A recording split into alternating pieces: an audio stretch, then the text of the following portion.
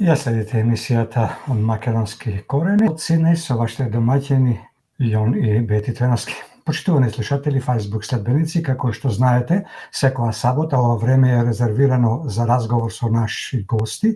Наш денешен гостин е господин Бране Петрушевски, народен пратеник во Законодавниот дом од редовите на ВМРО ДПМН. Со кого ќе се обидеме да ги анализираме актуелните случувања во Македонија и пошироко, како и теми кои не засегаат сите нас, без разлика каде и да сме. Со Петрушевски ќе зборуваме за назначувањето на новиот директор на АНБ, а ќе зборуваме и за забраната на македонците од Пиринска Македонија да го чествуваат македонското востание. Со господинот Петрушевски ќе зборуваме за Берлинскиот процес и средбите на државниот врв со шефовите на влади, како и за нивните изјави за време на престојот во Берлин, а ќе зборуваме и за изјавите на германскиот канцелар Шолц, како и за збунувачките изјави на шефицата на германската дипломатија Ана Бербок. Ќе зборуваме за оптимизмот на Мицкоски околу откочувањето на евроинтегративниот процес на Македонија, а ќе зборуваме и за новиот начин на водење на дипломатија која што се темели на аргументи, а не дипломатија на свитка на кичма. Ке зборуваме и за спремноста на премиерот Мицковски да разговара со бугарскиот председател Румен Радев со цел изнаоѓање на долгорочно решение, како и за предлогот на Бујар Османи поврзан со уставните измени. Ќе зборуваме за изјавата на Оливер Андонов, самопрогласениот реформатор во ВМРО ДПМН, и за поднесениот предлог закон за именување и дополнување на законот за јавните набавки од страна на 9 пратеници на ВМРО ДПМН. Со Петрушевски ќе зборуваме и за повторното актуализирање на идејата за Албанска академија на науките и уметностите, овој пат од коалициониот владин партнер Вреди. Ќе зборуваме за подадената рака на македонската и бугарската делегација поврзана со железничката пруга и коридорот 8, а ќе зборуваме и за новиот закон за правична застапеност. Со Петрушевски ќе зборуваме и за одбиените проекти со кои општините аплицираа за парите од унгарскиот заем.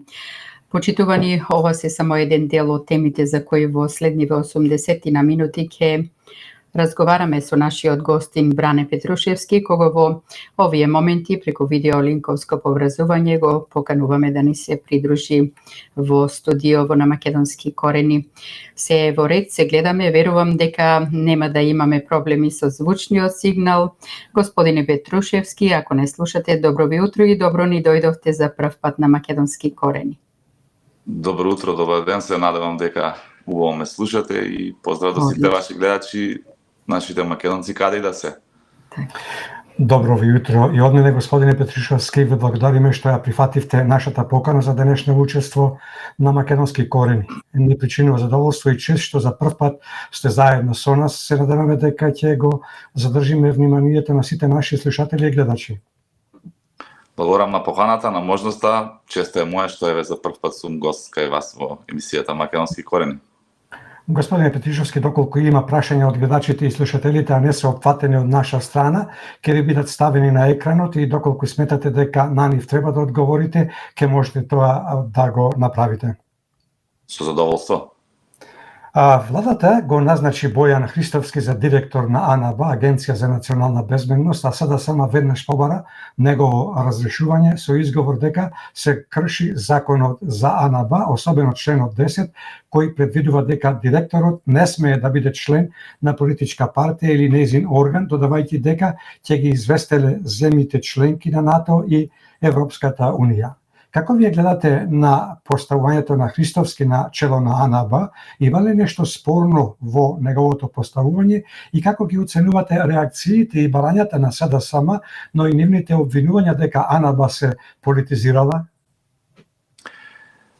Па видите, мора нешто СДСМ и да каже после деплаклот на последните избори, а очекувано е дека тоа нешто нема да биде пофалба на нашите успешни политики.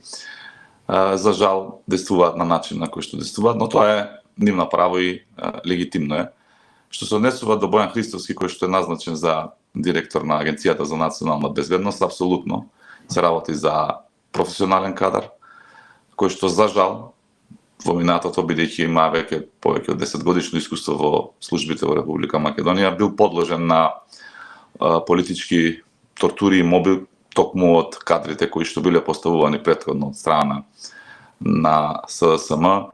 За јавноста, за гледачите, во време на СДСМ директори биле Виктор Димовски, кој што дојде директно од нивниот извршен одбор, тоа е највисокото тело на партијата СДСМ.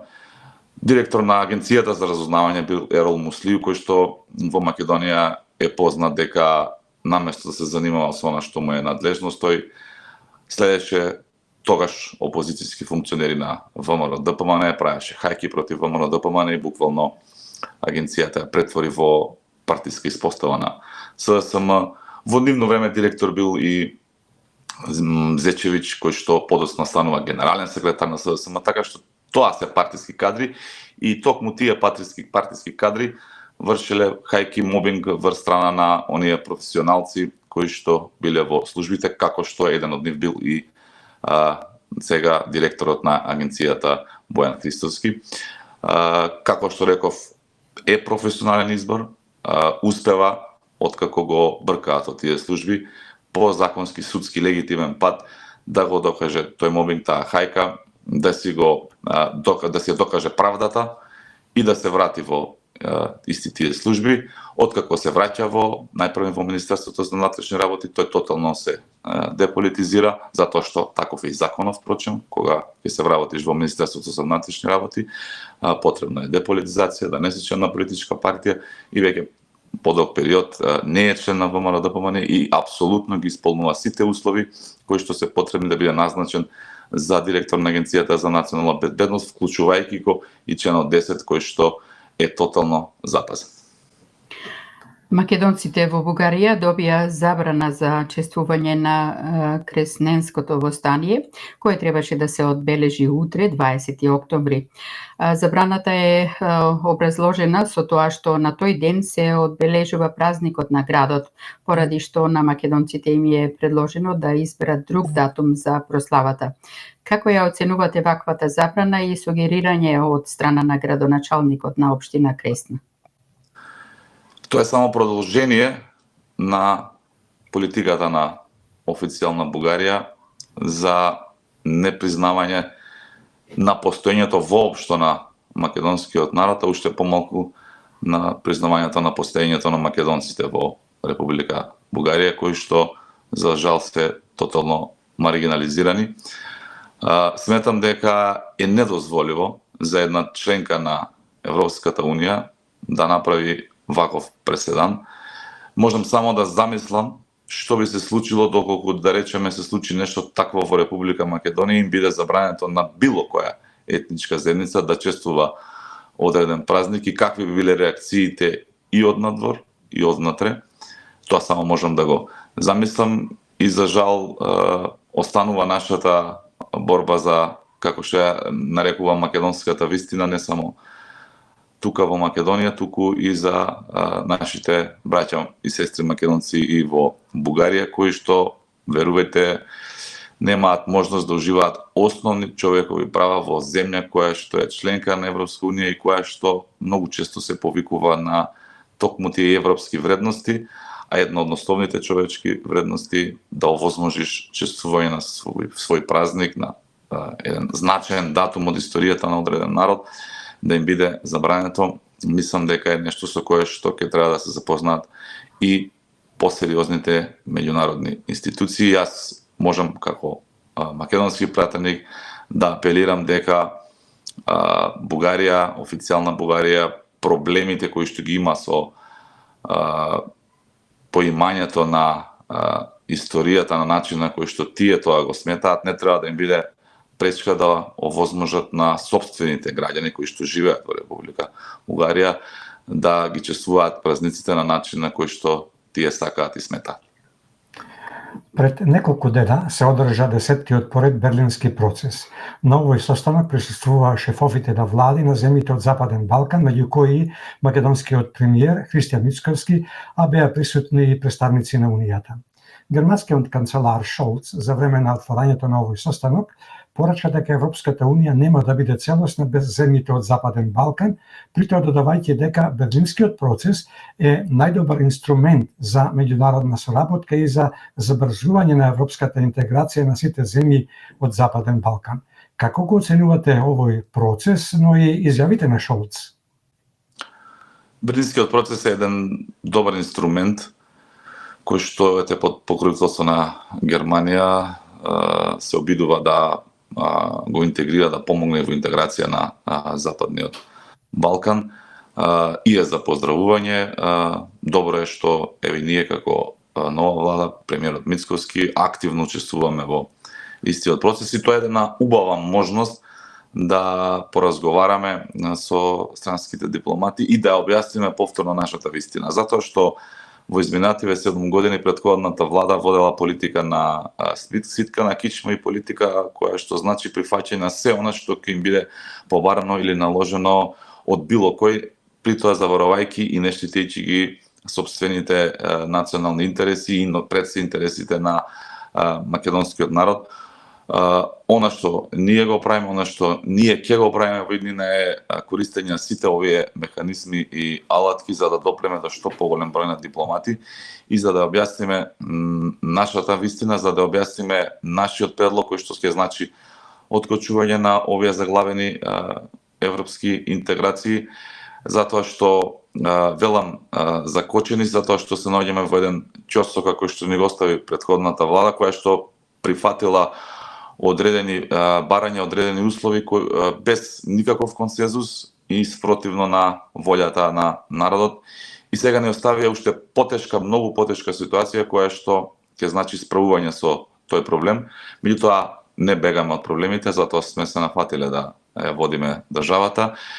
Ќе користиме овие механизми, да разговараме, да им објаснуваме дека имаме логичен, рационален предлог, затоа што досега се нема случено во историјата на било која членка која што пристапувала кон Европската унија да се бара измена на уставот.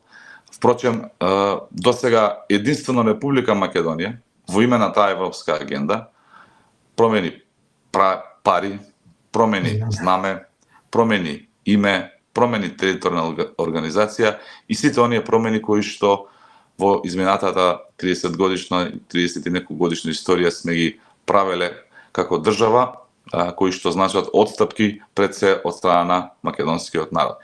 И секогаш не било доволно и секогаш се изнаоѓале нови и нови барања кои што биле на како отстапка од страна на македонскиот народ. Затоа бараме предвидлива европска агенда која што нема да биде обременета од билатерални спорови. Сакаме да имаме европски пат, сакаме да отпочнеме преговори, да отвараме и затвараме поглавја по однос на реформите кои што ние ќе ги преземеме согласно копенхашките критериуми, а не да бидеме оценувани цело време од одредени соседи за билатерални спорови, за историски прашања, за идентитетски прашања. И тоа е она кое што ние го работиме и во овој процес, во Берлинскиот процес и генерално во меѓународната политика. Наидуваме на разбирање, наидуваме на симпатии на овој наш начин на функционирање и наидуваме на се поголемо сваќање која е суштината на проблемот и се надевам дека во наредниот период ќе имаме разрешница на овој блокиран процес и ќе може Република Македонија да го откочи овој процес, благодарение нормално и на Берлинскиот процес и на премиерот Шолц, кој што пополека се повеќе западни дипломати разбираат и доаѓаат до релевантни информации за оваа наша македонска вистина. Премиерот Христијан Мицкоски пред заминувањето за Германија изјави дека оди на средба со европските лидери за да ја процени нивната подршка и размислување, но и во врска со писмото што владата го планираше да го подготви и испрати до институциите на Европската унија. Со тоа писмо Македонија бара достоинствено решение за евроинтегративниот пат без диктат. За време на престојот Мицковски оствари неколку средби, вклучувајќи ја и средбата со германскиот канцелар Шолц, за кого претходно спомнавте, на кого ја и пренел содржината на писмото.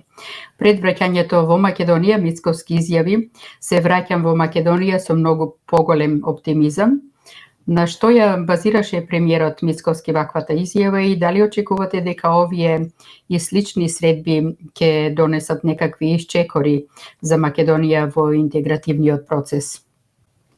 Апсолутно, ние мораме да разговараме директно на маса со европските лидери, со европските дипломати, и тоа е начинот на кој што ќе успееме пред се да ги објасниме нашите позиции, да стекнуваме пријателства и поддржувачи и да успееме, како што реков веќе, да го откочиме овој наш европски процес. Нудиме рационален, логичен и реален предлог за надминување на овој ќорсокак во кој што се најдов. Значи, претходната влада, без поддршка од народот, без консултации со опозицијата, без консултации со стручната јавност, буквално, сама и своеглаво, прифатила преговарачка рамка во која што се бара од Република Македонија промена на уставот, а со цел вметнување на бугарското малцинство во уставот на Република Македонија. Најпрвин, тоа е барање кое што доаѓа од официјална Бугарија и го сметаме за диктат, а не за некаков европски предлог. Спорното е тоа што во 2017 година, 18-17 при крај, тогашната влада, предводена од Зоран Заев, потпиша договор за добрососедство и пријателство со Бугарија. И во тој договор никаде не стои барање за вметнување на бугарите во уставот. Суштината на договорите е да се почитуваат обострано, двострано, а не дополнително да се обременуваат со нови и нови барања. Затоа што тогаш беше кажано од двајцата премиери, тогашниот Борисов на Бугарија и Заев на Македонија, дека со потпишувањето на овој договор се решени сите билатерални спорови со помеѓу двете земји, што подоцна се докажува дека било апсолутно невистина и барањето на Бугарија да ги вметнеме бугарското малцинство во уставот. Ние велиме да ги вметнеме бугарите во уставот со одложена примена на уставните измени, односно веднаш кога Бугарија ќе го ратификува договорот за пристапување на Македонија кон Европската Унија, да станат ефективни тие уставни измени, за да можеме преговарачкиот пат, кој што значи отворање и затворање на поглавјата, кој што значи реформи по области во правосудството, во администрацијата, во образованието, во здравството и во сите сегменти на општественото живење, да не ни бидат обременети од билатералните спорови со Бугарија. Затоа што доколку Бугарија искрено сака бугарското малцинство во Македонија да биде дел од уставот, тогаш таа ќе треба да сака ние што побрзо да го изодиме тој преговарачки пат и што побрзо да станеме членка на Европската Унија за да се ефектуираат тие уставни измени. А впрочем,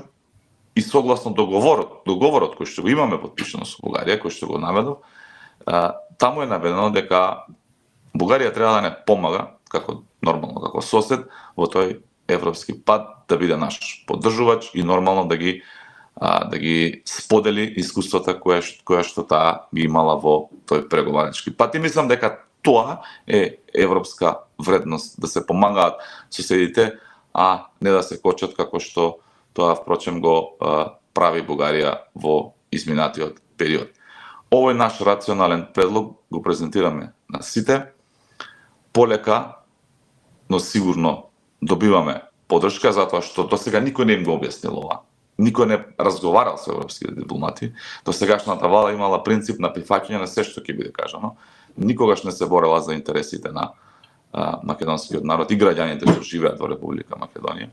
И ние тоа мора да го направиме од ситуацијата од која што ја наследуваме државата, ја преземаме државата како власт, да ги решаваме проблемите. Мислам дека со ваква една интензивна дипломатија која што ќе работи и премиерот Мицковски и нормално оној на кој што му е тоа задача, министерот за надворешни Тимчо Муцунски, мислам дека ќе успееме да стекнеме пријателства, подржувачи во Европската унија и на еден европски начин, на еден дипломатски начин да успееме да овој наш предлог биде прифатлив за сите, вклучително и за Бугарија, каде што чекаме да се избере политичка влада, затоа што тие се уште имаат техничка влада, немаат можност да изберат политичка влада поради изборните резултати кои што не овозможуваат формирање на коалиции, и ќе го искористиме овој период за една активна дипломатија и се надевам и секојдневно се повеќе и повеќе расне оптимизмот, не само кај премиерот, генерално кај сите во владата и во владеачкото мнозинство, и ќе успееме на крајот да издействуваме една ваква уставна измена која што ќе значи вметнување на бугарското малцинство со одложена примера. Премиерот Мицковски за време на средбите во рамките на Берлинскиот процес, покрај тоа што го повтори ставот на владата дека изминатиот период премногу имаме дадено и како народ и како држава, и дека заслужуваме да започнеме да ги отвориме поглавјата без никакви условувања за да покажеме колку брго можеме да ги затвориме поглавјата. Како ја оценувате неговата изјава дека оваа влада не води дипломатија на свитка на кичма, туку води дипломатија која што се темели на аргументи, која пак изјава се совпаѓа со изјавата на македонскиот шеф на дипломатијата Тимчо Буцунски, кој од Берлин потврди дека на средбите со европските лидери ги нагласуваат и ги повторуваат познатите цврсти ставови на непопуштливост од страна на оваа влада во однос на билатералниот спор што со нас го води Бугарија.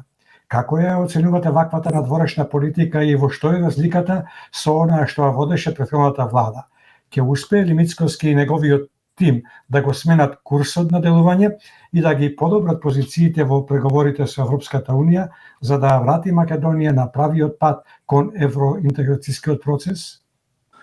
Разликите со претходната влада се огромни, очигледни и нема што да ги коментирам. Ние претходно имавме министер за надворешни работи во ликот и делото на Бујар Османи, кој што, простете ми, најмалку се интересираше за интересите на македонскиот народ и македонската држава, кој што си имаше собствена агенда и агендата значеше прифаќање на се она кое што ќе оповарат европските дипломати и нашите соседни земји.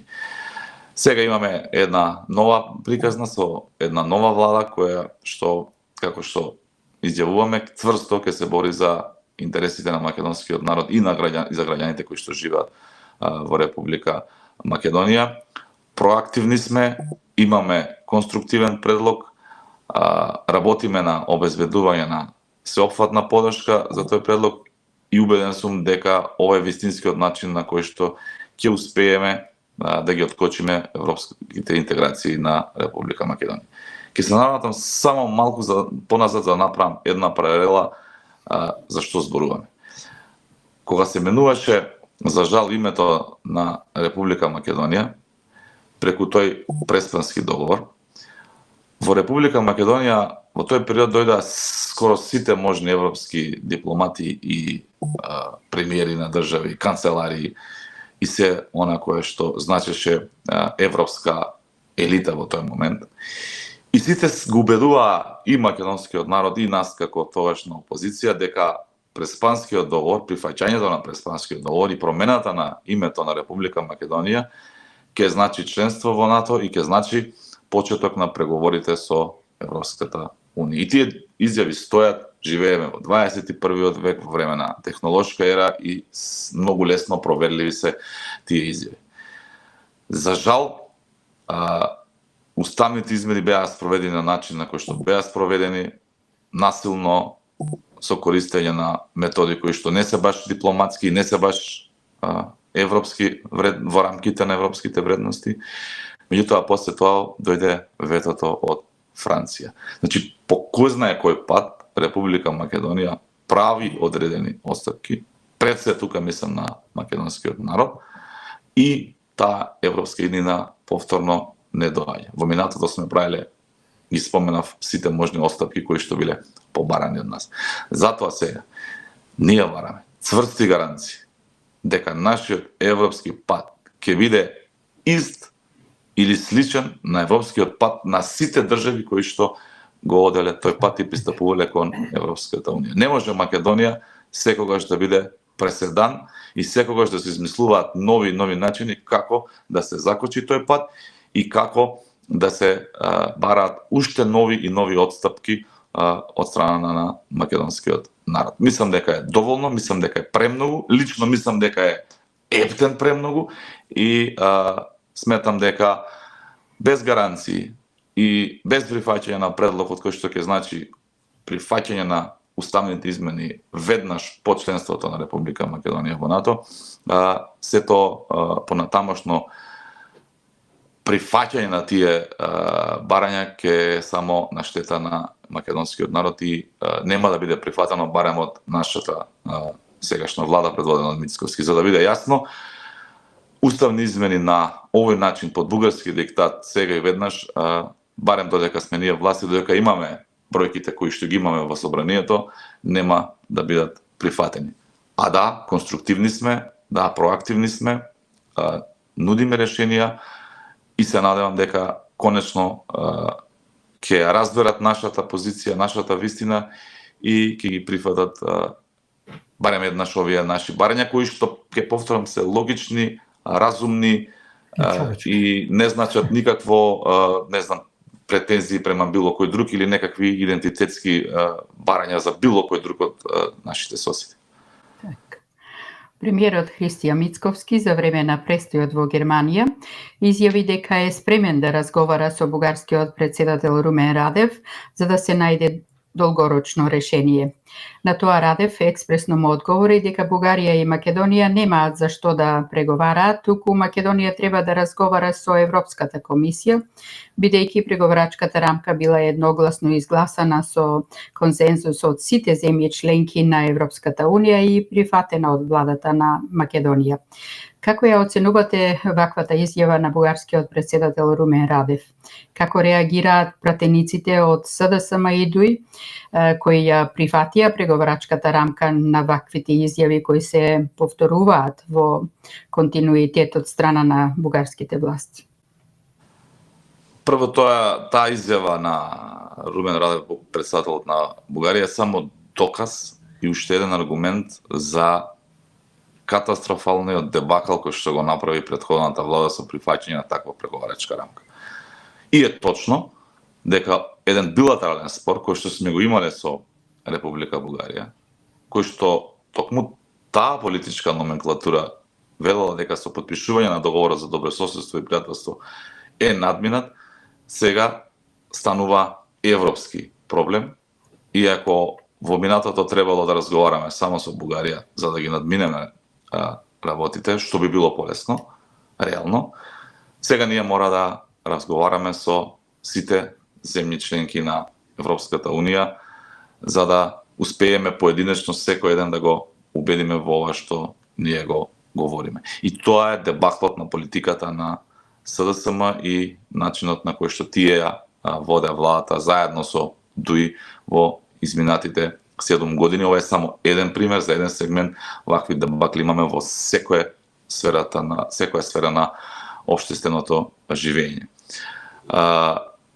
Споменав дека Бугарија се уште нема политичка влада, а ингеренциите на претседателот на Бугарија се такви какви што се. Ќе почекаме формирање на политичка влада, ќе разговараме и со таа влада, ќе се обидеме да разговараме и со Румен Радев без разлика на неговите одбивања. Имавме и претходно уште еден обид заедно подпомогнати од премиерот Орбан, кој што е и претседавач со Европската унија, да биде посредник помеѓу Бугарија и Република Македонија. И тоа беше одбиено, меѓутоа веруваме во тие европски вредности. Веруваме дека диалогот за надминување на проблемите е еден од основните алатки и вредности на Европската унија и ќе продолжиме во таа насока да разговараме со сите со кои е потребно за да го откочиме овој наш европски пат. Доколку се охрабри Бугарија да биде добриот сосед, нема ништо лошо доколку прифати бугарите во уставот во Република Македонија да влезат, откако таа ќе го ратификува договорот за пристапување на Република Македонија во Европската унија, а во тој период на преговарање да биде нашиот поддржувач и нашиот добар сосед кој што ќе ги споделува искуствата со нас. Тоа е европска вредност. Све друго е демагогија. За време на одржувањето на Берлинскиот процес, македонскиот министер за надворешни работи и надворешна трговија Тимчо Муцунски имаше и заедничка пресконференција со неговата германска колешка Ана Бербок. Бербок изјави дека лично таа се залагала за укинување на едногласноста во Унијата при носење на одлуки за проширувањето, но додека тој принцип се смени, Македонија мора да ги почитува компромисите, вели таа. Според министерот Муцунски пак, стартот на преговорите со Македонија е стратешки и безбедносен интерес за регионот и за самата Европска Унија. При тоа додавајќи дека владата е свесна од потребата од компромис за да се движи Македонија напред, но исто така укажуваме дека ние, како држава, иако постојано правиме компромиси, сепак постојано се соочуваме со неизвестност за европскиот пат и затоа сме многу предпасливи при барањето на решенија. Како ги оценувате ваквите изјави на Муцунски и Бербок и дали гледате двојни аршини кај изјавата на Бербок? Ние во континуитет го кажуваме тој став, дека немаме предвидливост на нашиот европски пат, а тоа сме поучени од 30 и неколку годишното искуство. Секогаш се бара нешто од нас, како држава и како народ, и откако тоа нешто ќе биде испорачено, а е одстапка од страна на македонскиот народ, нашиот европски пат е обременуван со нови и нови барања. И затоа бараме предпазливост и бараме предвидливост на тој наш европски пат. Германската министерка за надворешни работи важи за поддржувач на укинување на принципот на вето, односно блокирање од страна на една земја членка на Европската Унија, и тоа реформа на пристапниот процес е полека, но се погласна во Европската Унија и е нешто што нас како Република Македонија би ни било од голем стратешки интерес, затоа што ние немаме проблем со ниедна друга држава членка во Европската Унија, освен со Бугарија. Единствената која што не блокира и би не блокирала е исклучиво Република Бугарија, така што тој глас за укинување на принципот на вето е се погласен и погласен во Европската Унија, меѓутоа е далеку од нешто да стане реално. Затоа ние сме фокусирани кон она што сега го имаме, тоа е дека уставните измени кои што ги презела како обврска претходната влада се услов за отпочнување на преговорите, да го извлечеме максимумот за Република Македонија и позициите на Република Македонија, да имаме предвидливост, а тоа ги го постигнеме со одложениот ефект на уставните измени. Затоа што ако оставиме како што е сега и ако ги прифатиме сега и веднаш под хипотеза уставните измени за вметување на бугарското малцинство, оддаваме можност на Република Бугарија на секое поглавје, и тоа при отварање и при затварање на самото поглавје, да не условува и да не блокира со други идентитетски барања. Значи, и да се работи за реформа на јавната администрација, таа може да го искористи правото на вето, а под маса да бара од нас да прифаќаме одредени идентитетски отстапки. Затоа што бугарското поимање на состојбата со Република Македонија е застрашувачко за 21 век. Тие сметаат дека ние сме бугари и дека во 41 година сме се разбудили од сон и сме станале македонци. Тие сметаат дека говориме јазик кој што е бугарски дијалект и дека целата наша историја е бугарска. И тоа се нивните барања кои што ќе провојуваат низ тој наш европски пат доколку не биде прифатен овој наш предлог да бидат тргнати тие билатерални идентитетски прашања од страна на Бугарија. Да, ние сакаме да се реформираме, ние сакаме како држава да станеме членка на Европската Унија, да го заслужиме тоа, меѓутоа врз база на копенхашките критериуми, не врз база на условувања од соседни држави. Тоа не е европска вредност. Не е европска вредност во 21 век да бараш само уништување на еден народ, односно сами себе да се идентитетски поништиме. Тоа оваа влада на ВМРО ДПМН на чело со Мицкоски нема да го дозволи. Албанија ги стартуваше преговорите по кластери со Европската Унија. За време на прославата, албанскиот премиер Еди Рама испрати порака до Бугарија дека стои за секој негов изразен збор за неправдите кои се нанесуваат на Македонија. Како ја оценувате ваквата порака на Рама, упатени кон Бугарија, но и неговата изјава дека му се заблагодарува на Путин за забрзувањето на процесот на проширување? Дали се согласувате со неговата изјава поврзана со забрзаното проширување? Тоа е изјава на премиер на соседна држава по однос на соседот. И така, замислете каде би била сега Република Македонија доколку имавме такви соседи и такви изјави на премиери. И ја поздравувам наискрено таа изјава на премиерот Рама и нека биде пример и за сите останати соседи како треба да се поддржуваат и да се помагаат соседите помеѓу себе. Во делот на изјавата на Рама за да му се заблагодари на Путин за забрзувањето на европските процеси, да постои одреден, ајде да кажем, страв од европските дипломати за проширување на руското влијание на овие простори доколку Западен Балкан биде оставен настрана од европските процеси и го делам тоа мислење и доколку европските лидери искрено сагаат Република Македонија и генерално сите држави наши соседи да станат членки на Европската Унија, треба да ги трнат тие идентитетски барања измеѓу себе и да ни овозможат реален европски пат на сите. Јас сум убеден дека Република Македонија многу брзо ќе го извади тој преговарачки пат, многу брзо ќе ги отвори и затвори кластерите, затоа што во огромен процент, во најголем дел од кластерите сме веќе 100% усогласени со европското законодавство. Предолго чекаме во чекалната и мислам дека многу брзо ќе го изводиме тој пат.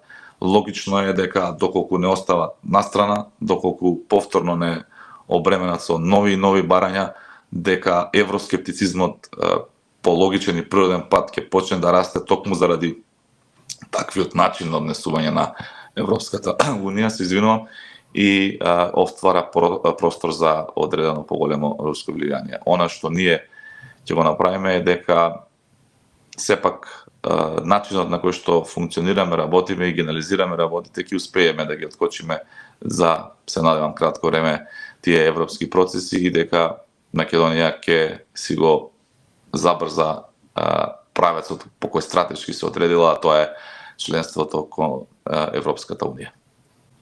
Урсула фон дер Лајен, која допатува во Македонија на 24 овој месец, за време на одржувањето на Берлинскиот процес изјави дека агендата за проширување на Европската Унија пред 10 години не беше на толку високо ниво каква што е денес. Како ја оценувате ваквата нејзина изјава? Гледате ли вие дека агендата за проширување е навистина на високо ниво и какви се вашите очекувања од нејзината посета на Македонија во однос на нашиот евроинтегративен процес? Агендата за проширување на Европската Унија е на високо ниво и тоа е посебно после агресијата на Русија кон Украина и па и веќе сите оние случувања кои што ги имаме на Блискиот Исток и мислам дека Европската Унија е свесна дека оставајќи го Западен Балкан настрана може да предизвика проширување на одредено руско влијание, така што сметам лично дека агендата има на високо ниво и мислам дека тоа ни го зголемува оптимизмот како влада и очекувањата дека можеме да ги објасниме и да ни бидат прифатени нашите барања, кои што се пак ќе повторам рационални и реални. Фон дер Лајен доаѓала во Скопје, секогаш ќе биде добредојдена како и секој европски дипломат. Ќе има средби со високи представници на државата, премиерот, председателката на државата Сјановска. Ќе бидеме фокусирани на презентација на нашиот предлог и се надеваме и очекуваме на одредена поддршка и разбирање, затоа што не постои ниту правна пречка во делот на прифаќање на одложената примена, затоа што никаде во преговорачката рамка не стои сега и веднаш уставни измени, а одложена примена како техника веќе била прифатена од страна на Европската унија во делот на каков таков, меѓутоа реалност е Преспанскиот договор, каде што исто така уставните измени се ефектуира после ратификација на пристапниот протокол на Република Македонија кон НАТО, од тогашните земји членки на НАТО, така што еве тој механизам они го веќе искористиле како европски дипломати, неретко го поздравувале. Еве ние сакаме тој ист механизам да биде прифатен сега за делот на изменување на уставот за вдемнување на бугарите и да го откочиме овој наш пат, затоа што верувам дека европските лидери сакаат Република Македонија да бидат во Европската унија, македонскиот народ сака да влезе во Европската унија во огромно мнозинство и мислам дека имаме логичен и разумен предлог кој што ќе биде презентиран од страна на нашите представници кои што ќе имаат средби со фон дер Лајен. Има уште еден механизам кој треба да го спомне, тоа е пиење на кафе, кој е искористен исто така. Точно и таков механизам постои. И многу други механизми може да се најдат. Битна е волјата на земјите членки и на оние поголеми земји членки, пред се мислам тука, кои што се носители на политиките на Европската унија.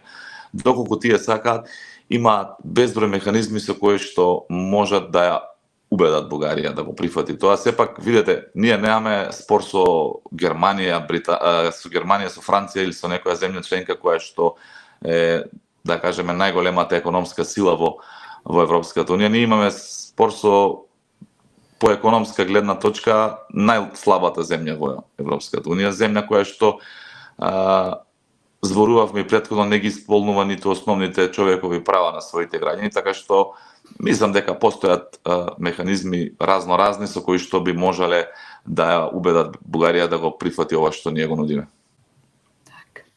Ке се навратиме на опозицијата повторно. Како ги оценувате изјавите дека во досегашното владење на актуелната влада не виделе никаков оптимизам, туку напротив песимизам, особено во контекстот на одвојувањето од Албанија во интегративниот процес. Тие исто така гледаат песимистички и на изјавите на премиерот Мицковски, нагласувајќи дека СДСМ ќе продолжи да работи на евроинтегративниот процес од местото каде што ја оставиле Македонија пред изборите и дека нема да дозволат на владата на Мицковски да го манипулира народот. Какви се вашите размислувања за оваа ситуација, господине Петрушевски? Многу се едноставни работите. Значи, во една парламентарна демократија, каква што е Република Македонија, своите политики и политичките партии ги презентираат на избори и граѓаните, кои што се суверенот на државата, преку гласање одлучуваат кои политики ќе се спроведуваат во наредниот 4-годишен мандат. СДСМ имаше шанса изминатите 7 години и да го презентира ваквиот нивен начин на водење на политиката и на меѓународната политика и на начинот на прифаќање на сите ултиматуми и притисоци кои што доаѓаат од страна. И за тој нивен начин на водење на политика граѓаните ги испратија во дебела позиција со историски најлош резултат за СДСМ од кога постојат како политичка партија, убедливо најлош број на гласови и најмалку број на пратеници во македонскиот парламент. Така што мене лично не ми пречи СДСМ да си го продолжи начинот на водење на политиката како што го водели изминатиот период. Тоа само ќе значи нивно уште поголемо отклонење. Меѓутоа не е добро тоа за државата, затоа што треба Република Македонија да има конструктивна и силна опозиција која што ќе биде реален коректив на политиките и алтернатива на политиките на власта. Меѓутоа, после доживеан дебакл, да се повикуваш дека ќе продолжиш од таму каде што си застанал, од политичка гледна точка е многу дискутабилна изјава и јас не знам дали изјавите им ги пишува некој од ВМРО, ДПМН, па сака да ги дозаглави од СДСМ или што има проблемот, навистина не можам да знам. Граѓаните кажаа дека не сакаат на уставни измени за сега и веднаш за внетување на бугарите. Тоа недвосмислено го кажа на последните парламентарни избори. Тие не беа пред, не знам, 2-3 години, тие беа пред неколку месеци само. И мислам дека доколку СДСМ сака да обстане на политичката сцена на Република Македонија како сериозна политичка партија, треба да застане позади овој наш предлог кој што го презентираме кон европските дипломати.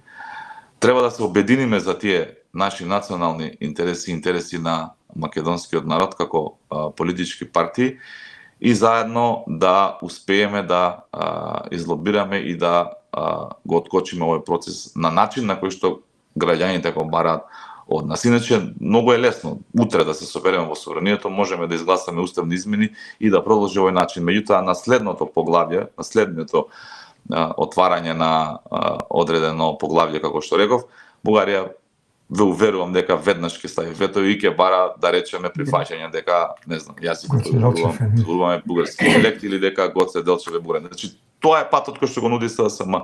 Меѓутоа најбитното е дека граѓаните кажаа не на тоа и дека СДСМ мора да се преустрои по нови начин. Ние сме државотворна политичка партија и нудиме рака на секој. Еве и на СДСМ, нека се приклучат кон овој предлог, нека го поддржат.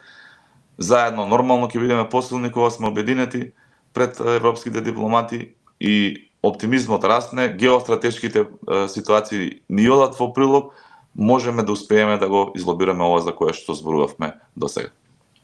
Господине Петришевски, има едно прашање од наш гледач, Џон Јордановски, зошто не се бара од македонската влада за признавање на македонците во Бугарија, Пиринска Македонија и покрај многу пресуди во корист на македонците? И пак се негира правото на нив. Зошто не се поставува тоа прашање? Ево да. Се поставува ние многу пати пред сите европски дипломати, па и во наши изјави говориме дека Бугарија не ги почитува основните човекови права. Јас и на почетокот на емисијата зборувам. И сега тоа не е лична перцепција на одреден политичар. Без разлика дали од Бугарија, од Македонија, дали се почитуваат или не се почитуваат европските права. Постои институција која што се вика Европски суд за човекови права, кој што е единствен релевантен субјект кој што може да каже дали одредена држава ги почитува или не ги почитува човековите права. Република Македонија нема ниту една пресуда за непочитување на човекови права на граѓани од бугарско малцинство во Република Македонија, па и од сите останати, и да има таа пресуда веднаш согласно нашето законодавство, така е устроено законодавството, ќе биде дел од нашиот правен промет и ќе биде веднаш ефектуирана и спроведена таа пресуда од Европскиот суд за човекови права. Од друга страна, во Бугарија имаме 14 пресуди. Еве баш вчера премиерот збореше на Мицкоски на оваа тема и тие пресуди ниту се прифаќаат, дури Бугарија се доведува до ситуација да биде ставена и под одредени санкции, меѓутоа никако да ги прифати тие 14 пресуди кои што значат овозможување на македонците во Бугарија да формираат обична невладина организација каде што би можеле да се остварат одредени национални права. Значи, имаме земја членка на Европската Унија која што самата не ги почитува европските вредности и одлуките на Судот за човекови права, а од нас се бара, таа иста членка од нас бара ние да менуваме устав во нивен интерес. Тоа е апсурдот на целиот овој ирационален процес кој што го имаме со Република Бугарија. Ние изразуваме и вчера премиерот поддршка на македонците во Бугарија, често одиме таму, разговараме, имаме соработка и комуникација и секогаш ќе ја имаат нашата поддршка. Меѓутоа, проблемот е што во овој процес со Бугарија ние не сме на рамноправни основи. Тие се членки на Европската Унија, ние не сме. Тие се во состојба да не оценуваат нас, ние не сме во состојба да ги оценуваме нив. И ние што и да бараме, тоа не може да биде условено. Меѓутоа, тие, како што гледате, сите нивни барања ги условуваат со вето за нашиот пристапен процес. Иначе, апсолутно се сложувам со прашањето на гледачот и работиме и размислуваме токму во таа насога, меѓутоа согласно можностите кои што ни се на располагање во овој период.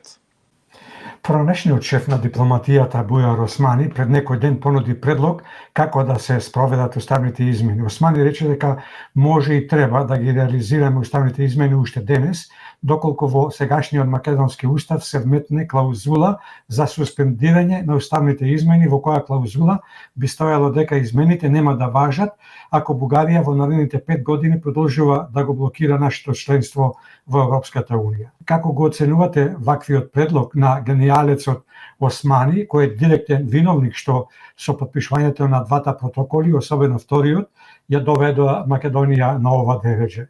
Има ли кредибилитет Османи да нуди решение и да дава предлози на сегашната влада на Мицковски? И дали со ваквиот предлог Османи признава за катастрофалните грешки кои ги направија? Па апсолутно. Штом излегува со поднаводници решенија, значи дека оставил проблем. И Османи, и неговата партија, дуи и неговиот коалиционен партнер СДСМ има сосема доволен период од 7 години да измислат вакви решенија и реално да ги спроведат. Сега од оваа перспектива малку е лицемерна ваква изјава на Бујар Османи и јас би му советувал на Бујар Османи, тој е добар доктор и нека се врати во професијата. Очигледно дека граѓаните му кажаа дека е лош политичар и кој што ќе биде запаметен во историјата на Република Македонија како човек кој што направи огромна штета на интересите на македонскиот народ, прифаќајќи го своеглаво предлогот како диктат од страна на Бугарија, а преку преговарачката рамка, со што го заглави нашиот европски пат. Нека се врати на својата примарна професија, се надевам ќе биде далеку поуспешен од она што беше како министер за надворешни работи. А од доволни беа нивните обиди за решавање на овој проблем, не дозаглавија дополнително од онаму каде што бевме заглавени и оној кој што е суверен, тоа е народот, им кажа не на нив и на нивните предлози.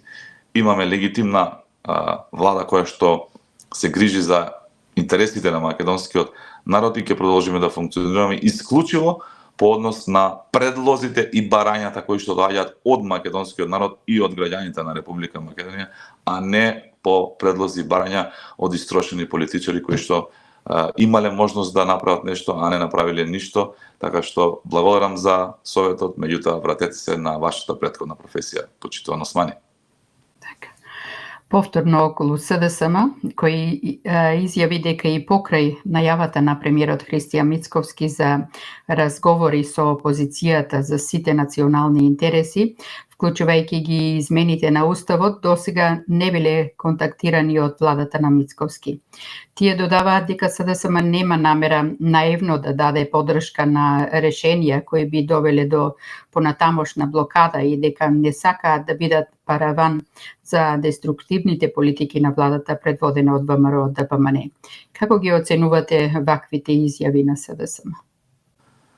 Вака, најпрви ние на државниот празник 8 септември, денот на независноста на Република Македонија, преку премиерот Мицковски, понудивме 10 принципи врз кои што треба да се обединиме како политички партии во Република Македонија. И тие принципи подразбираа меѓу другото европските интеграции, реформите во образованието, во здравството и така натаму. Меѓутоа, за жал, веднаш експресно беа одбиени од страна на СДСМ.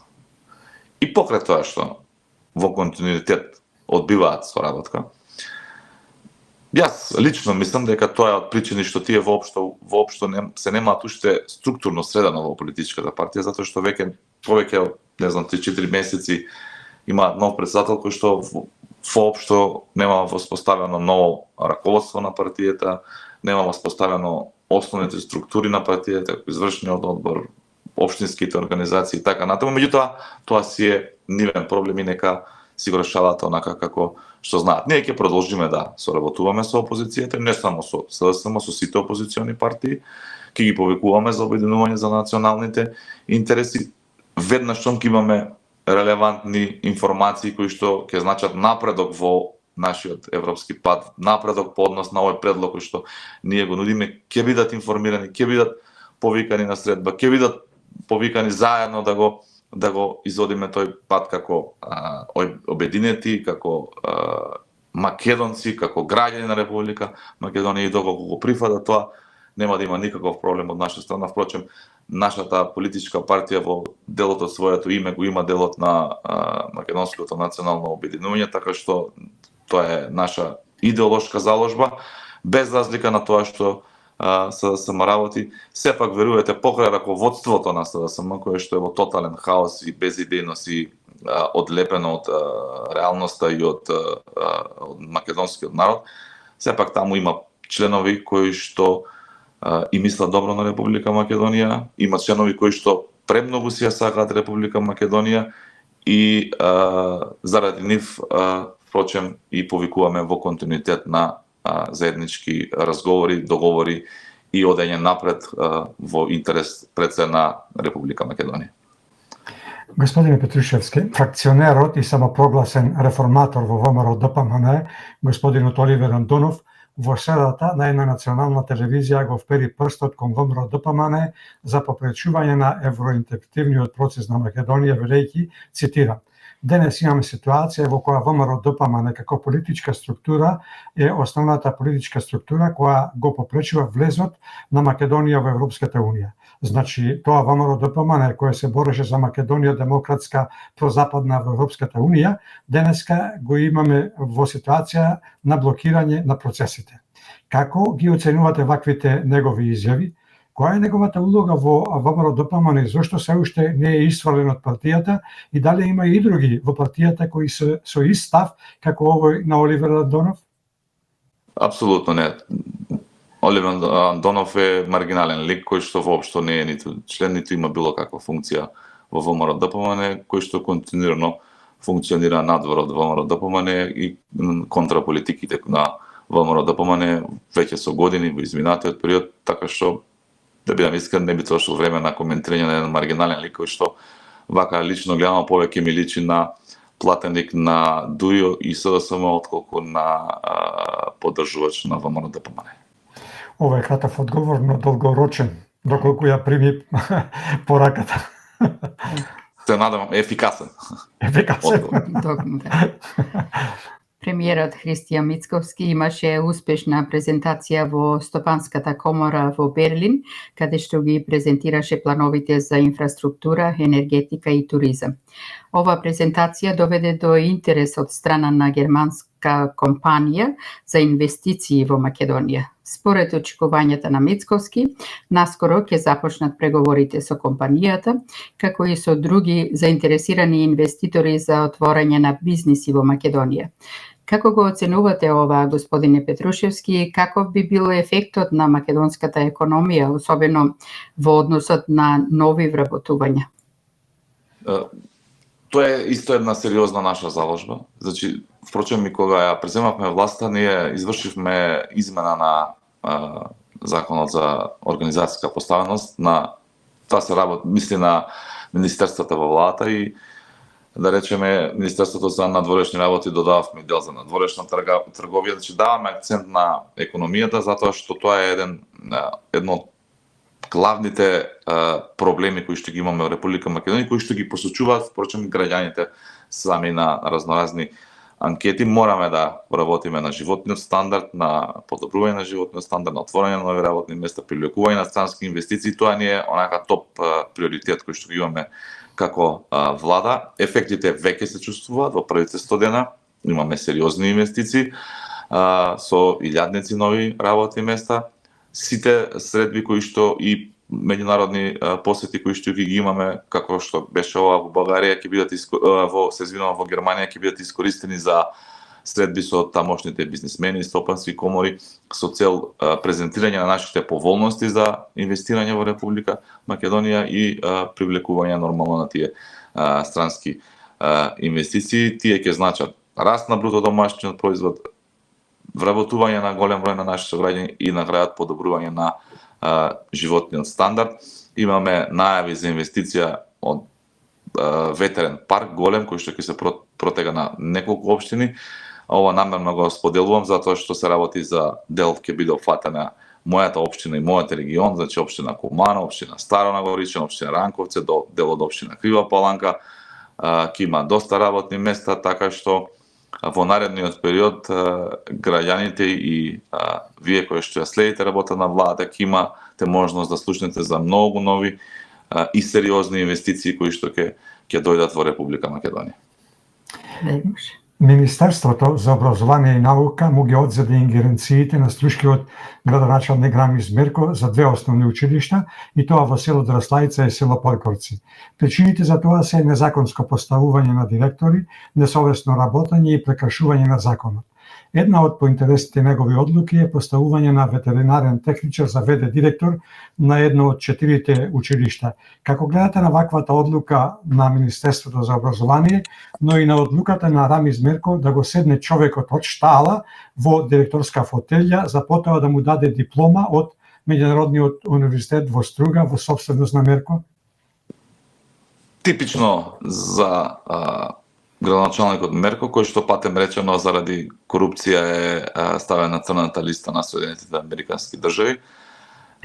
Човекот не почитува ниту закон, ниту устав, ниту било кое правило, така што за жал е градоначалник. За жал се уште има луѓе кои што гласаат вакви личности да ги раководат општините и да бидат дел од политичката сцена во Република Македонија. Јас се надевам искрено дека со она кое што го нудиме ние како ВМРО ДПМН, еден нов пристап кон политиката, дека ќе видат граѓаните дека има различна можност, дека може поинакот како до сега и дека може политичарот да биде на услуга на граѓаните и да работи во интерес на граѓаните, а не во лични интереси на неколку луѓе блиски до него, и дека во иднина ќе гласаат за луѓе кои што ќе работат во нивен интерес. Само така можеме да спречиме вакви дејанија на одредени политичари кои што моќта ја злоупотребуваат за лично богатење и за себе промоција на собствени кадри кои што врска немаат буквално со она кое што го работат, како што е прочем примерот со Рамис Мерко. Такви примери имаме уште во Република Македонија, меѓутоа ова е вака најеклатантен. Македонската и бугарската делегација постигна напредок во своите преговори за коридорот 8 и железничкото поврзување, потпишувајќи заедничка иницијатива. На неодамнешниот состанок со Европската комисија, двете страни се согласија дека проектот е клучен за развој на инфраструктурата, но истовремено поставија своји услови. Македонија бара ново проектирање на тунелот и заедничко пробивање, додека и двете страни сакаат да започнат со изградба на пругата паралелно. Договорената повторна средба на крајот на месецот за прецизирање на деталите за реализација на проектот е значаен чекор напред. Оваа подадена рака помеѓу двете делегации може да се оцени како позитивен сигнал на идните соработки. Какви се вашите очекувања за нов проект за коридорот 8 и железничкото поврзување, особено во контекстот на спремноста на двете страни да ги реализираат условите и да работат заедно во интерес на регионалниот развој?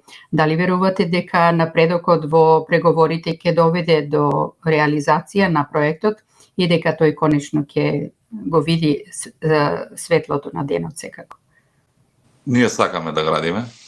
Ние сакаме да се поврзуваме со Бугарија. Тоа е примерот како треба да функционираме, не да се блокираме, напротив, да се поврзуваме и работиме во таа насока. Меѓутоа, во делот на железничкото поврзување на коридорот 8, тековниот проект кој што го имаме, значи во делот на од Крива Паланка до границата со Бугарија, затоа што во делот од Куманово до Крива Паланка веќе реализирани, дел уште треба да се реализира, меѓутоа ова е нова пруга која што треба да се изгради од Паланка до границата, таа завршува во тунел без крај. Значи ние немаме предвидливост, не знаеме Бугарија што ќе прави таму. Значи треба да изградиме пруга која што нема да биде функционална и ќе заврши во планина, во тунел. Поучени од претходно искуство, Македонија има изградено граничен премин Клепало со Република Бугарија, комплетно све инфраструктурно направен и толку. Од другата страна од Бугарија нема ништо. Шума. А границите не можат да бидат еднострани, тие треба да бидат двострани. И затоа ние работиме да добиеме уверување дека и Република Бугарија од незината страна ќе се заврши домашно задача и ќе изгради пруга за да можеме да се поврземе и завршувањето на самите пруги да биде чинот на поврзување на тие две пруги во споставување нормално на граничен премин. Вториот проблем кој што ги имаме со овој проект е исто така што се работи за многу скап проект. Таму има преку 25 мостови, тунели, тоа е многу скап проект.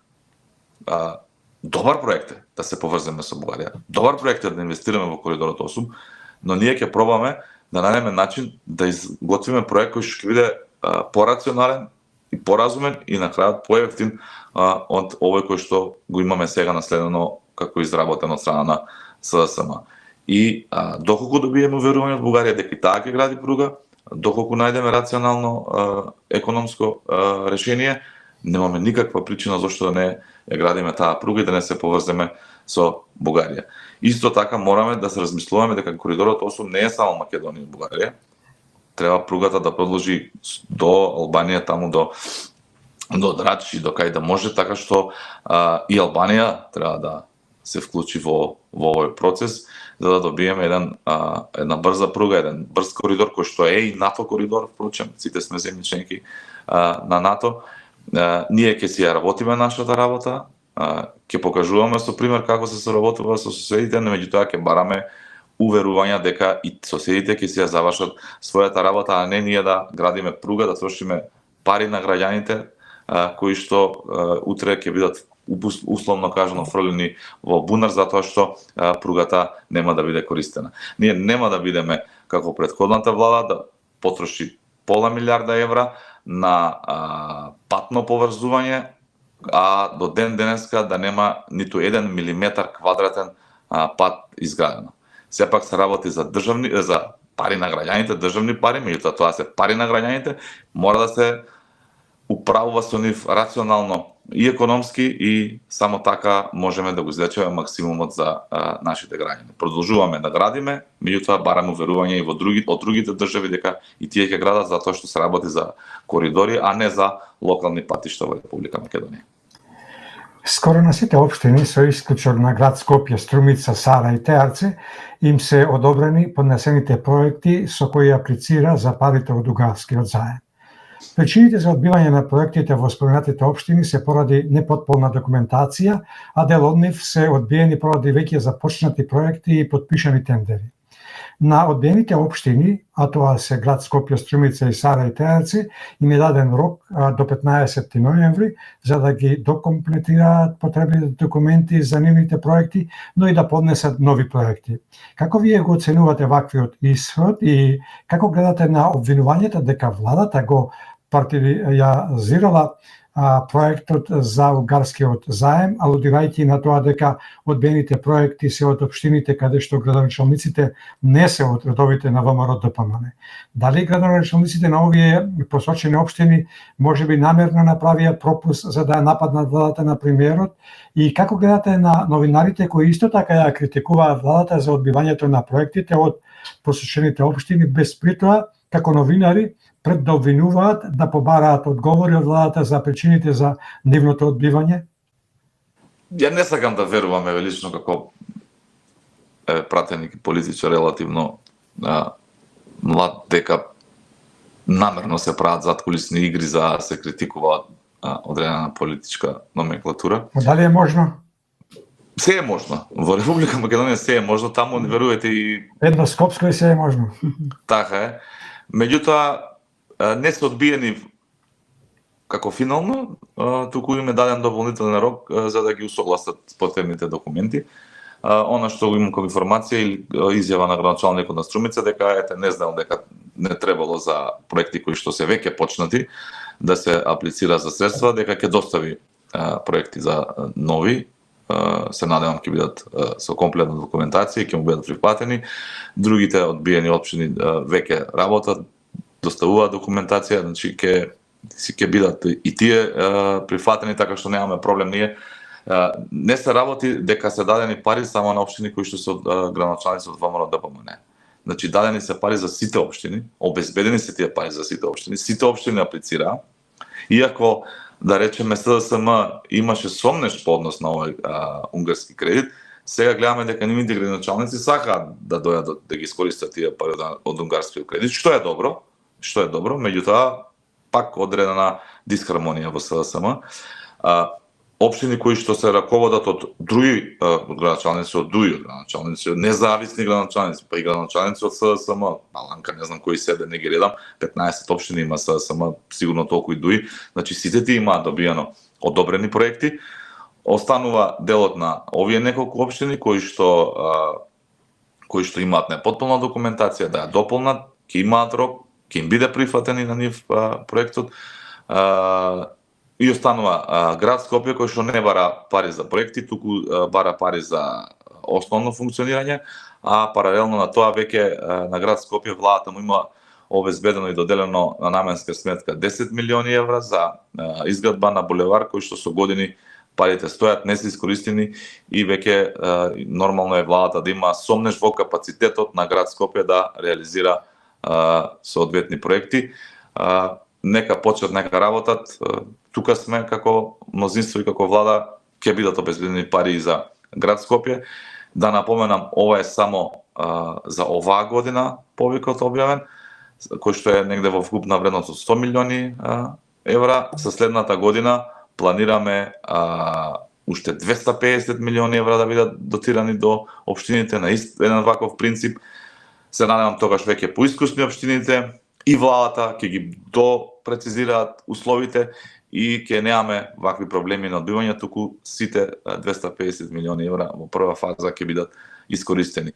Нас најбитно ни е да се реализираат тие проекти, граѓаните да добијат поквалитетни услови за живот, а за се останато можеме да се надминеме и да се договориме за делот на техниката и начинот на кој што ќе се распределат овие средства. Битно е да завршат онаму за каде што се наменети, а не како порано да немаме милиметар квадратен изградено пат, а да се исплатени од државата амасно пола милиарда евра. Во последно време, откако Уставниот суд го укина балансерот, се најавува нов закон за правична застапеност. Според изјавата на Марија Митева, портпарол на владата, за сега нема доставен предлог закон, но ќе се организира широка дебата пред испраќањето до Венецијанската комисија за мислење. Укинувањето на балансерот е значајно во контекст на правичната застапеност во институциите и може да доведе до нови предизвици во представување на различни етнички и политички заедници. Каков е вашиот став за овие чекори на владата? Дали имате сознание за основните принципи и решенија што би можеле да бидат вклучени во предложениот закон за правична застапеност? Најпрвен, правичната застапеност е уставна норма во Република Македонија и тоа е највисокиот акт, така што нема дилема никој дека мора да имаме правична застапеност во институциите во Република Македонија. Досега таа била условно кажано обезбедувана преку балансерот, кој што е една алатка статистичка, меѓутоа за жал цело време злоупотребувана пред се од ДУИ во изминатите 20 години за вдомување на партиски неподобни кадри за институциите подобни за ДУИ. Тоа е констатирано не само од нас како ВМРО-ДПМН, па и во самата предизборна програма беше предвидено укинување на балансерот. Тоа е нотирано и од страна на Европската комисија во скрининг документот, каде што стои дека балансерот се злоупотребува и дека му е изминато времето, значи дека треба да биде заменет со нешто посоодветно. Вакви закони кои што тагираат поголем број на граѓани ќе бидат носени низ една сеопфатна јавна дебата и со експертската јавност, и со граѓаните, и со засегнатите страни, така што штом владата има еден текст, работна верзија на текст на закон ќе биде доставен до сите релевантни институции, ќе биде доставен до Венецијанската комисија за да добиеме мислење и од таму, ќе биде ставен на увид на јавноста, на експертите, ќе бидат прифатени апсолутно сите критики кои што или предлози кои што ќе значат негово подобрување и еден таков согласен закон ќе биде донесен во собранието. Она што јас лично како пратеник би се залагал е да не се сведе таа правична застапеност исклучиво само на етникумот, односно на етничката правна застапеност, да се обидеме да го прошириме законот за половата застапеност, односно да овозможиме доколку во одредена институција, да речеме, жените се помалку застапени, да им овозможиме да се вработат повеќе жени, да овозможиме поголема застапеност на ранливите категории, граѓаните со одредена мобилна попречност, зошто да не и во делот на социјалата, односно на посиромашните граѓани во Република Македонија, така што потребна јавна дебата ќе ја има и ќе се обидеме да донесеме едно сеопфатно законско решение кое што ќе ги реши сите овие проблеми. Лична заложба, не само етничката застапеност, туку генерално да се прошири на сите ранливи социјални категории во Република Македонија. Подпредседателот на ДУИ и поранешен министер за внатрешни работи Бујар Османи пред некој ден изјави дека законот за правична застапеност кој е во подготовка не можел да се повика на уставот, бидејќи, како што тој рече, со последната одлука на Уставен суд е забранета етничката припадност и затоа спрема него балансерот и законот не се проблем, туку проблем била одлуката на Уставниот суд, додавајќи дека со таквата одлука на Уставен државата не ги препознава албанците. Како ги оценувате ваквите изјави на Османи, господин Петришовски, дали токму одлуката на Уставен суд да го укине балансерот е клучниот момент во иднина да проработи мерит системот, а не етничката припадност, и зошто тоа им смета на македонските албанци, особено на политичарите од албанскиот политички блок? Како ја оценувате неговата изјава дека во иднина нема да има ниту Бадентер, а без Бадентер нема ни рамковен договор? Се сложувате ли со ваквата негова констатација, господине Петришевски? Апсолутно не, тоа се демагошки изјави во насока на одредена мобилизација на членство и поддржувачи, дуи после 2 децении се за прв пат во опозиција и очигледно тешко се снаоѓаат, па е потребна име една ваква национално-романтичарска реторика која што е во рамките на демагогијата и нема никакви допирни точки со реалноста. Македонија има устав, уставот е недвосмислен, јасен и сите права се дефинирани во уставот и произлегуваат од уставот. Таман работа ако одредено право произлегува од статистичка алатка како што е балансерот, тогаш далеку сме отишле како држава во делот на непознавањето на правото. За среќа не е така. Балансерот е една алатка која што пресметува проценти и ништо повеќе. Дури онлайн е достапна. Може да се избере институција, да се види во таа институција колку луѓе има вработени, од кој етникум, и врз основа на тоа се изготвуваат годишните планови за вработување. Така што ништо спектакуларно и ништо што загрозува нити албанци, нити рамковни договори, нити устав, нити ништо далеко од тоа. Се тоа популистички изјави за мобилизација на членство во насока на наредните локални избори, затоа што дуј нема што друго да понуди, дуј нема економска платформа, дуј нема платформа за реформа на здравство, на образование, на правосуден систем, дуј секогаш кога е во тесно, секогаш кога губи ги се фаќа на вакви национално-романтичарски моменти. Она што е добро што граѓаните и албанци се повеќе ги препознаваат овие лажни политики на ДУИ, затоа што додека функционерите на ДУИ 2 децении се богатеа и купуваат трговски центри во центар на Скопје и возат Мајбах, граѓаните албанци во се поголем број се иселуваа од Република Македонија и за среќа се помалку му веруваат веќе на ДУИ и ваквите тези нема да поминат. Уставниот суд го укина врз основа на законска процедура, врз основа на уставни норми. Правичната застапеност си е уставна норма, таа уставна норма ќе биде обработена со посебен закон за кој што зборувавме претходно, така што ништо спектакуларно, ништо посебно освен дневна политика од страна на ДУИ. Јас би сакал да слушам, пошто Бујар Османи го спомнавме неколку пати, тоа е по професија доктор, да излезе како представник и портпарол на ДУИ и да елаборира одредена политика која ќе значи реформа на македонскиот здравствен систем. Тоа би било многу покорисно од страна на Бујел Османи, отколку вака да се обидува да подгревава меѓуетнички тензии и да разгорува дестабилизација во Република Македонија, сметајќи дека на еден таков начин ќе успеат да се наметнат како фактор во Република Македонија и ќе успеат да избегнат, по примерот на претходната влада, одредени одговорности кои што треба да ги имат нивните функционери пред надлежните институции. Обвинувањата од левица кон владата на Христијан Мицковски, предводена од ВМРО ДПМНЕ знам и вреди, се значајна реакција на актуелната политичка динамика во Македонија. Според нив, владата се обидува да ја заобиколи одлуката на Уставниот суд и да продолжи со практиките на правична застапеност преку озаконување, што според левица представува загрозување на јавниот интерес и одржување на тесни партиски интереси.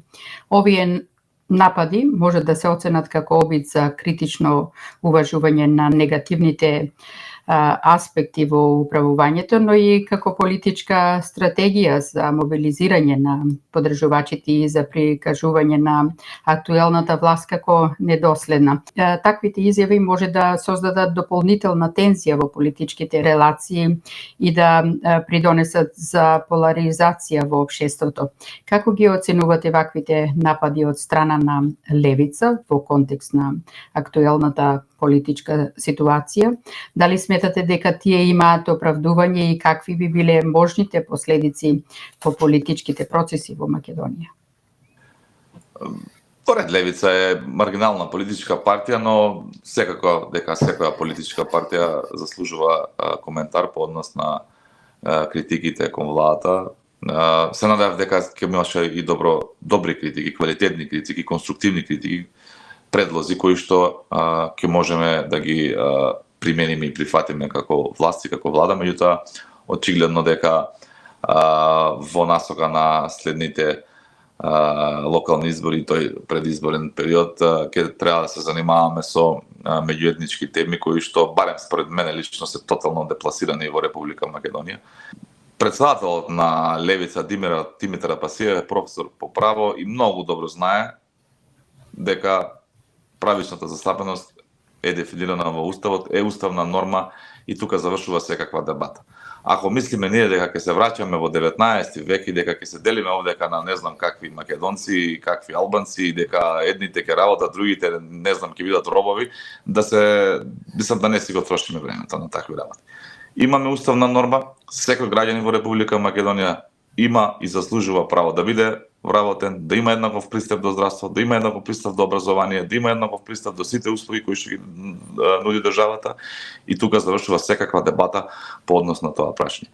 На кој начин тоа ќе биде уредено? Ќе се уреди со закон кој што ќе биде на јавна дебата, широко ставен, ќе има можност и левица да даде своји забелешки и ќе направиме закон кој што ќе ги опфати сите овие аспекти кои што се дефинирани во Уставот на Република Македонија. И ќе ги прошириме, како што реков, ќе се обидаме јас како пратени и во делот на другите ранливи категории да имаат еднаков пристап кон институциите во Република Македонија. Се друго е популизам, се друго е гола критика ради критика и се друго е во интерес на следните локални избори. И на крајот на краиштата, хипотетички, доколку е вистина тоа што го зборува левица и доколку тој евентуален закон би бил неуставен, ете го Уставниот суд повторно ќе го укине. Значи имаме механизми во државата, правни механизми кои што ги ревидираат и законите.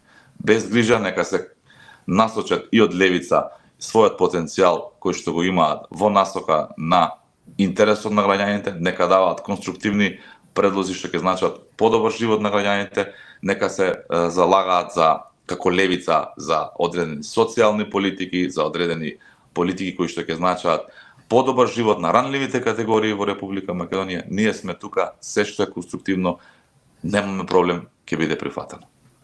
Популизам, гола критика не му оди на во прилог на никој.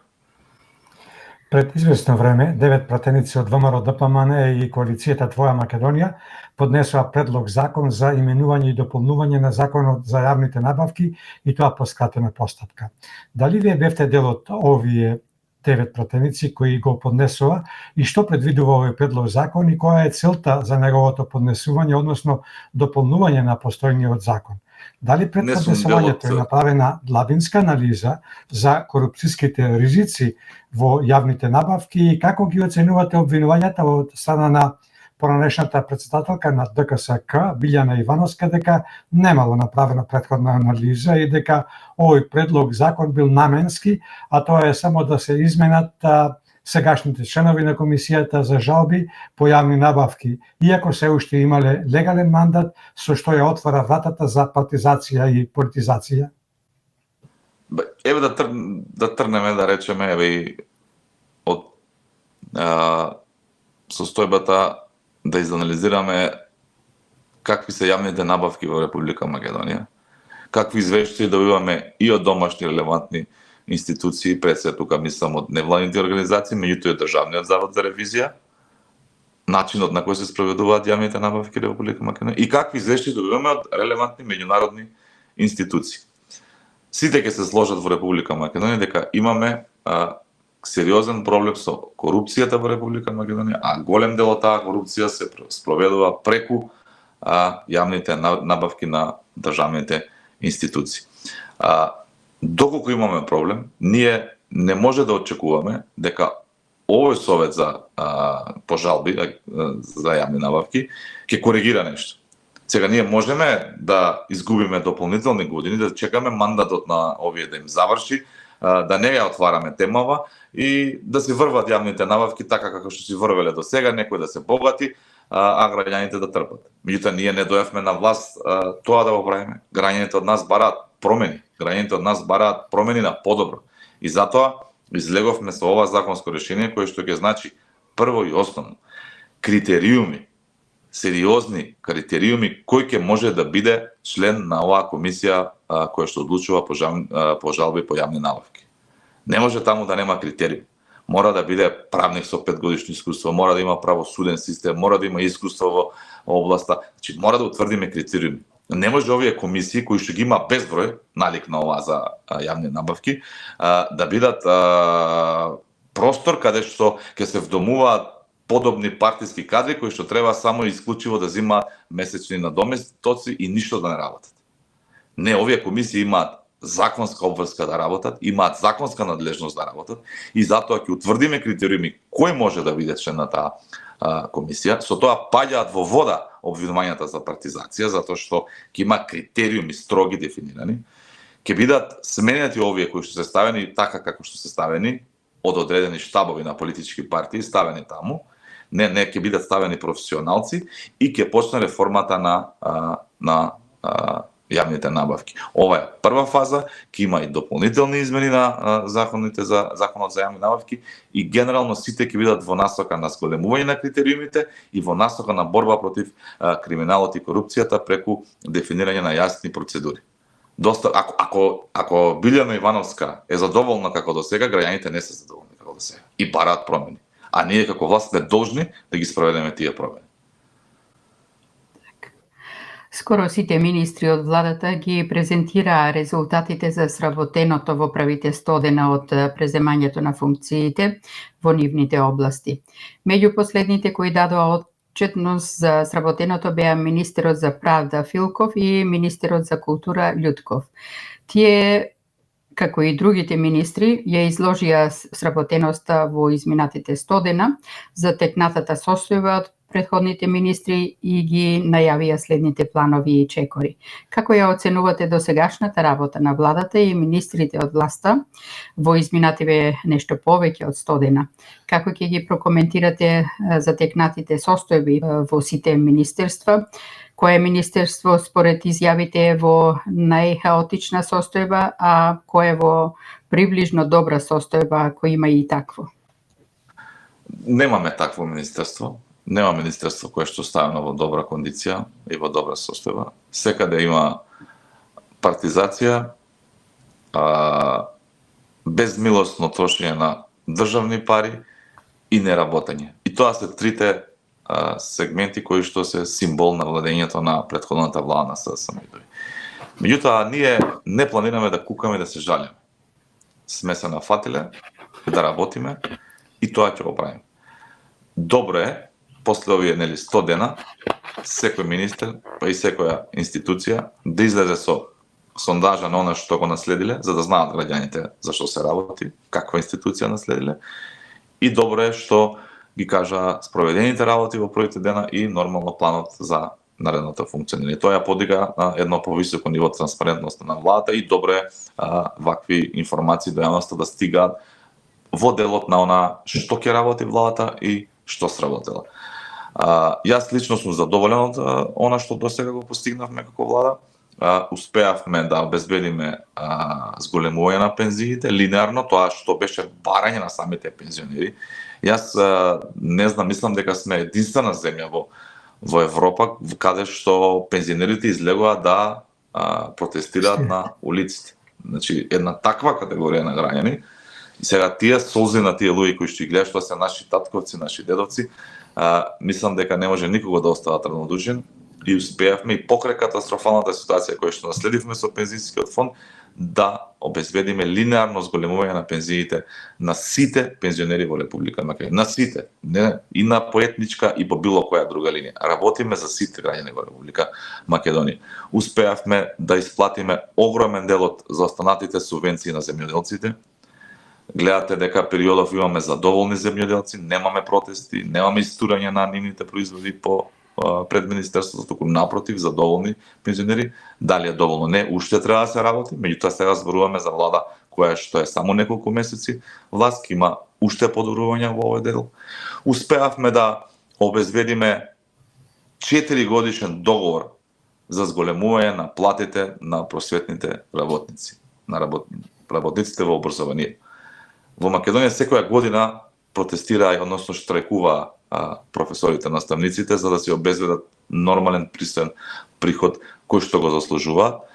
Ние успеавме да обезбедиме средства за зголемување на платите веднаш, сега, на следната плата која што ќе добијат и секоја година во март прогресивно тоа да расте, што ќе значи дека за 4 години со договорот кој што е постигнат најмалку 46% ќе им се зголеми платата на просветните работници, што е едно фантастично достигнување и ќе биде, еве ќе имаме задоволни и луѓе од таа бранша. Во фаза е на разговори владата со здравствените работници, колку што имаме информации, близко се до одреден договор и тука ќе направиме исто долгорочен план, значи 4 годишен план за раст на платите и подобрување на условите за работа на докторите, затоа што мора да имаме задоволни доктори, мора да имаме задоволни здравствени работници, доколку сакаме да имаме квалитетно здравство во кое што нормално треба да се инвестира подоцна и во знаење, и во инфраструктура, и во опрема. Работиме сеопфатно за сите сегменти во општественото живење. Успеавме да обезбедиме средства за спортистите кои што беа тотално заборавени од претходната влада. Ги реновираме студентските домови и обезбедуваме бесплатно, односно ваучер од 250 евра за секој студент да се обезбеди електронски уред кој што ќе му биде потребен за студирањето. За оние млади луѓе кои што сакаат да започнат стартап бизнис, обезбедуваме како влада до 30.000 евра грант за секоја бизнис идеја, само да ги задржиме младите во Република Македонија, тука да работат, тука да го инвестираат своето знаење.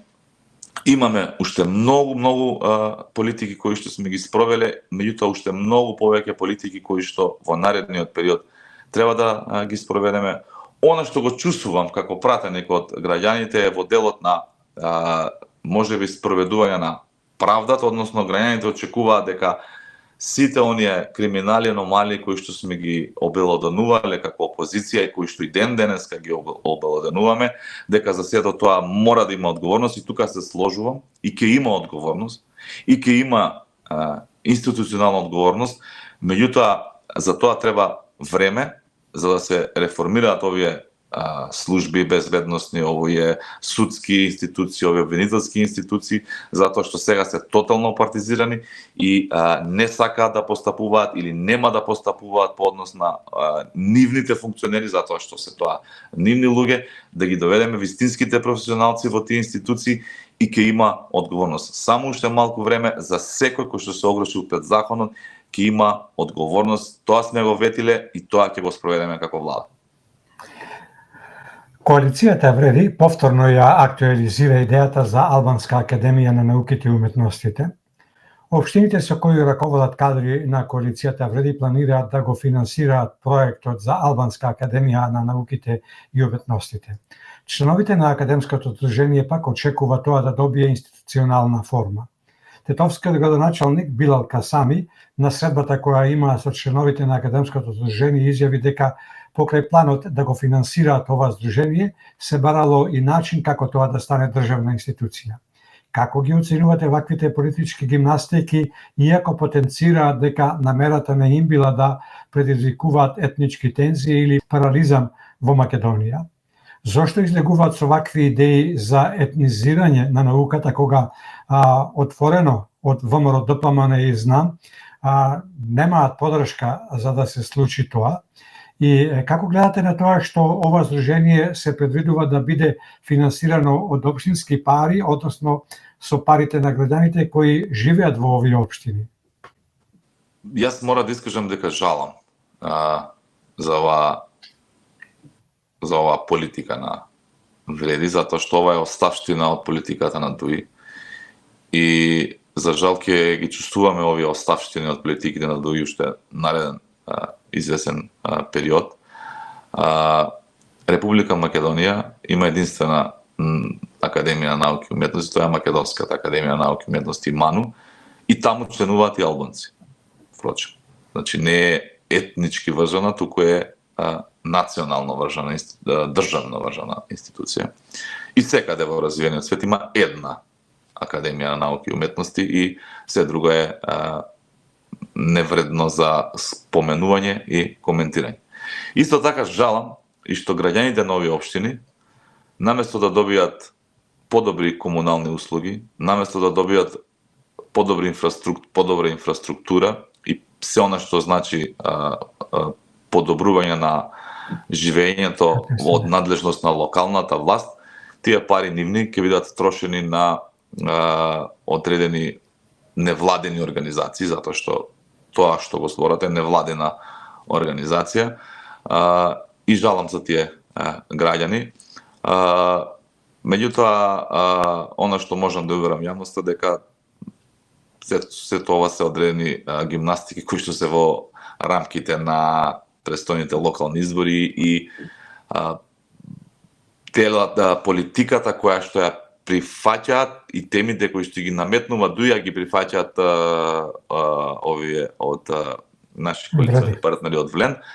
Меѓутоа, ништо тоа нема никаква институционална базираност, ниту пак ќе биде некакво институционализирано. Имаме ние Академија на науки и уметности, секој кој што ќе ги достигне тие високи критериуми, без разлика на етничноста, етничката припадност ќе биде член на таа институција. Јас очекувам таа институција да функционира во рамките на своите надлежности, кои што значат подобрување на науката и така натаму, а не да се занимава и таа со вакви теми, па да мора да коментираат и да објаснуваат пред граѓаните што значи Академија за науки и уметности. Еве граѓаните да бараат од своите представници, од своите градоначалници, да им градат патишта, канализации, водоводи, само така ќе го подобрат својот квалитет на живот, од тоа што ќе се формира одредена академија која што не е академија, туку е невладина организација, нема да има бенефит никој. Господине Петрушевски, во продолжение и неколку кратки прашања за кратки одговори. Како ја оценувате изјавата на Али Ахмети за време на разговорот со бугарскиот амбасадор во Македонија, во која наведува дека бугарите се реалност во Македонија и дека треба што поскоро да влезат во уставот на Македонија? Бугарите ги има по последниот попис околу 2-3 илјади, така што да, реалност е, меѓутоа многу мала реалност.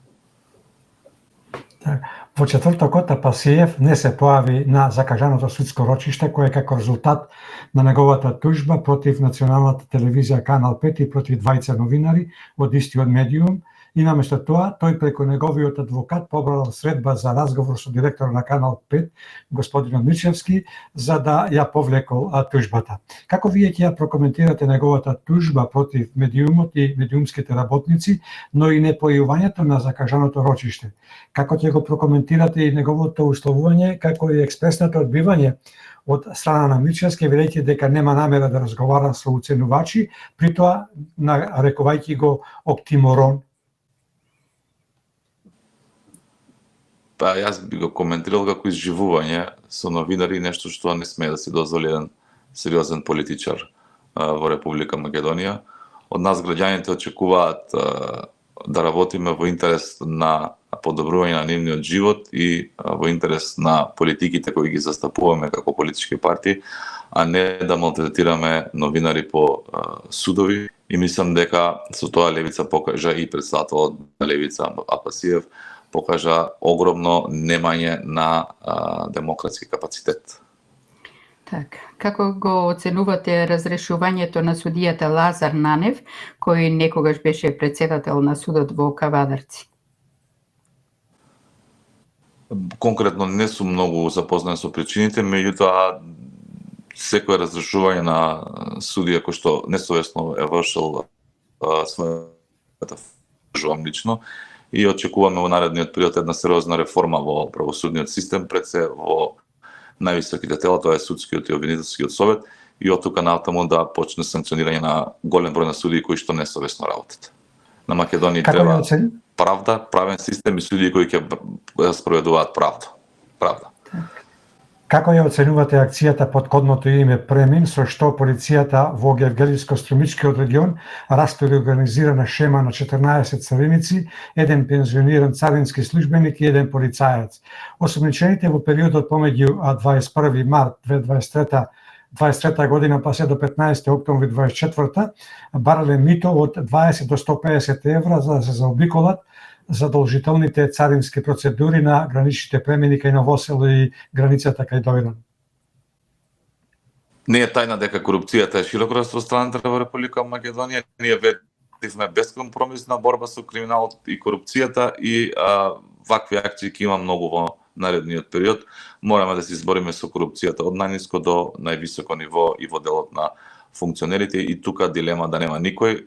Цврста, бескомпромисна борба против криминалот и корупцијата, вклучително и во власта, значи во сите редови, без разлика на политичка, етничка и било каква припадност.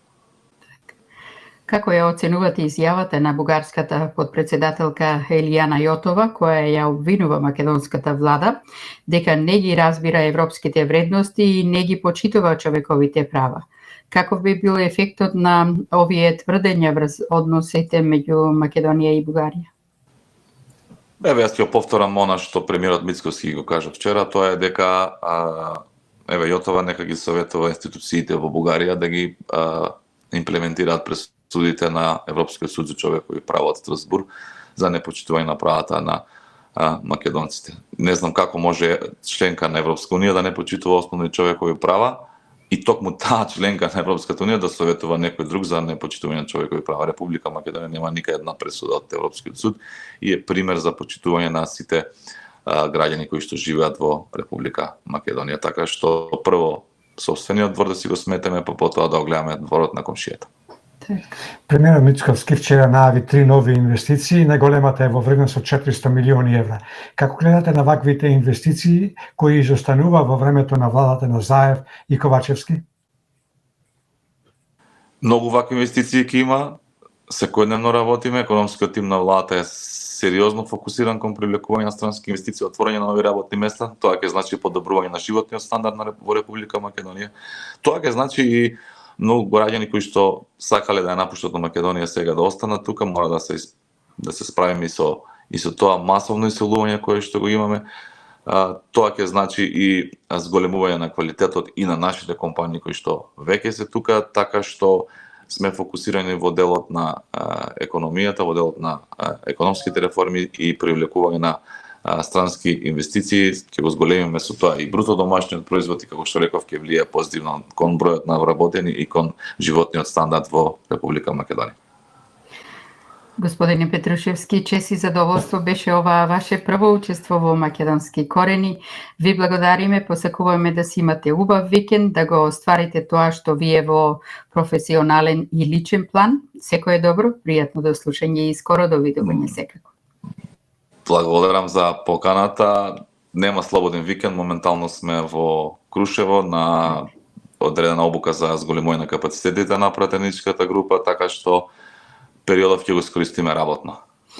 Посакуваме успех. Поздрав до вас, до вашите гледачи, со задоволство ќе присуствувам повторно во вашата емисија. Еве поминале скоро 2 часа, а почувствував дека сме негде половина час само на емисија. Останете во добро здравје, ние повторно ќе ве поканиме, доколку ја прифатите, со драго срце ќе не причините на вистина чест и задоволство не само на нас, него и на сите наши гледачи и слушатели од целиот свет. Поздрав и довидување. Поздрав. Наскоро овде. Секое добро.